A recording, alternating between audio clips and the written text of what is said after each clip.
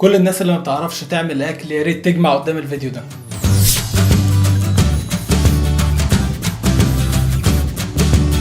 اول حاجه هتعملها هتفتح موقع سوبر كوك، هتختار الاكل الموجود عندك من القائمه وتعمل تحديث للقائمه دي لو في اكل مش موجود. هتلاقي قدامك المطبخ بتاعك في الاكلات اللي انت اخترتها، وهتختار الحاجات اللي انت مش عاوز الموقع يضيفها لك. يعني مثلا لو انت نباتي ما بتحبش اللحمه، لو انت ما بتحبش اللبن، هتقدر تقول الموقع ما يضيفلكش الحاجات دي مثلا. بعد كده انت هتختار طريقه الاكل اللي انت عاوزه يتعمل بيها. مثلا انت عاوز اكل ده يكون فطار، يكون غدا، يكون عشاء، يكون اكل اوروبي، اكل افريقي، زي بقى ما انت تحب. يعني هتلاقي الموقع طلع لك الوجبات المتاحه ان انت تاكلها.